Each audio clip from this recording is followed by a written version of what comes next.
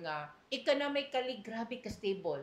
Grabe ka kahana taas ang iyahang panaliton. Cost of living is very very high.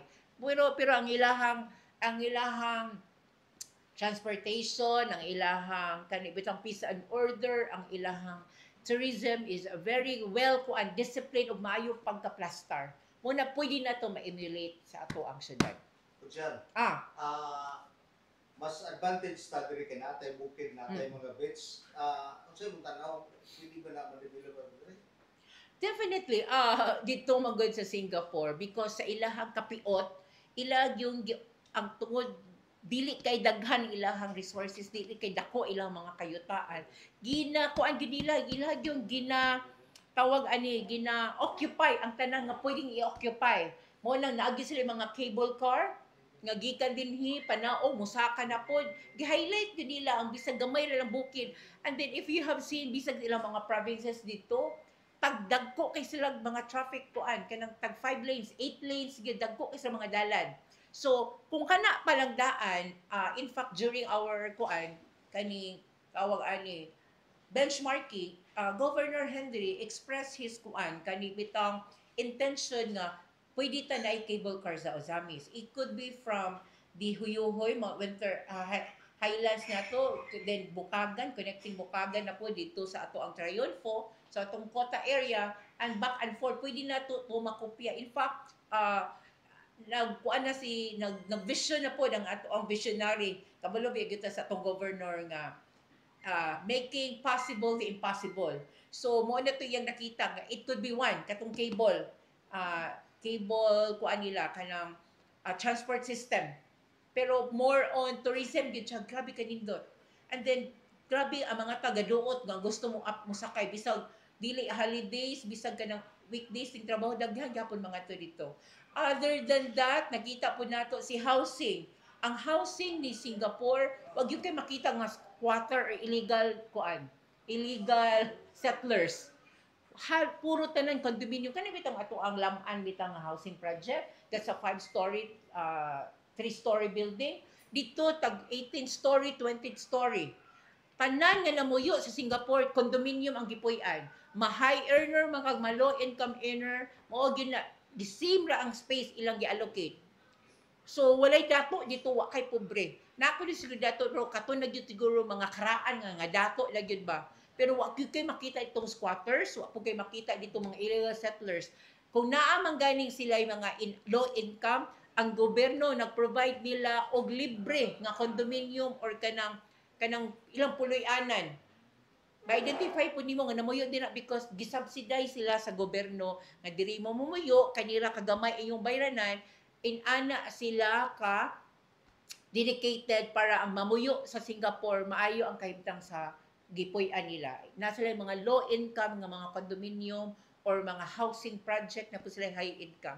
Along the way, gikan kag airport padulong sa adtuan bitaw nimo nga mga provinces or other cities, mo ra gid makita mga high-rise building nga puro condominium nga nagpuyo mga tawo.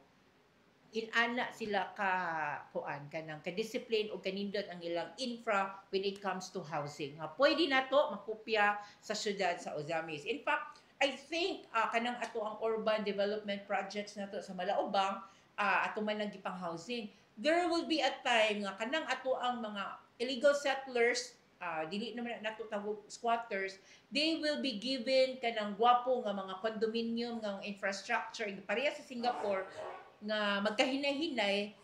Mao na day na ato ang mga housing projects nga on-site development nga kinsa to gipangbungkag nga mga balay, they will be given the availability nga pwede mo puyo sa bag-o natong mga condominium high-rise building ana nga area nga giguba ilang mga balay.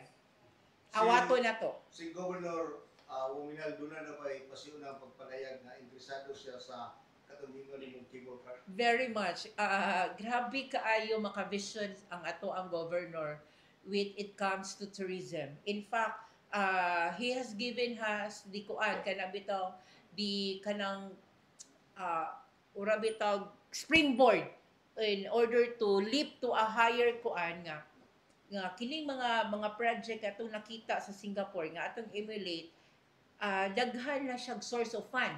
nga pwede niyang kuhaan, pangitaan, kay ina naman gyud na siya kag grabe ka pugihan, hardworking ba asa mangitag fund. So I do not suspect the credibility of the governor. Kabalo siya unsa ang pagplaster mo nagikuyog niya ang tanang mga barangay captains. Iyahang gipasabot dito nga kung magkahiusa lang ta, this is achievable. Kay we know nga it will always be subject for criticism biya dapat dayon nga mauna pero kung na immerse na gyud sa atong mga kapitan nga kung inani ang inyong mind conditioning nga we are ready to adapt na gyud improvement of development sa ato ang matang barangay, we can do this. Ato alang gyud i-open atong mind nga pwede ra gyud ang ato ang mga illegal settlers atong buhatan og ginani nga mga high-rise building kay uban mo dili mi ana mosugod bla bla bla. Di ba? Backward kayo ang panguna-una ba? We should be looking forward to what is good for our country.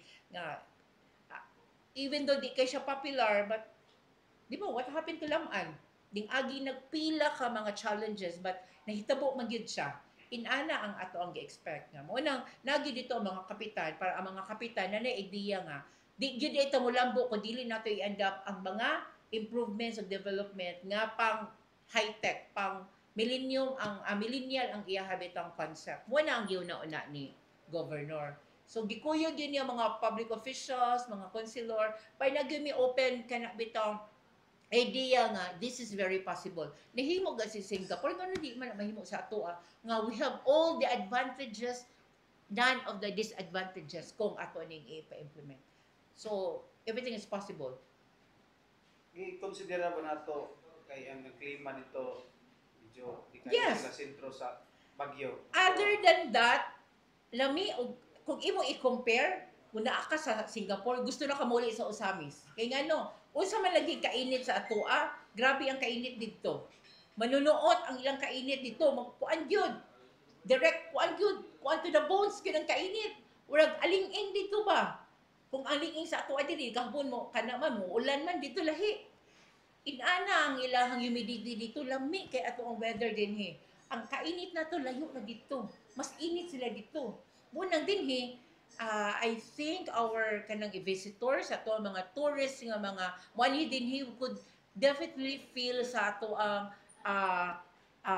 weather condition nga mas gwapo ato dinhi kaysa dito. So kung with the attractions that we are having, the infra that we are making, and the improvements that we are doing with the weather nga grabe kanindot kay compare sa Singapore, probably we could be the next Singapore in the Philippines. So imo na ato ang mga kuan karon atake kay when we invite kuan kaning mga guests nato mga foreign kuan dinhi mga mobisita sa ato ang syudad, sa ato ang probinsya, ang weather man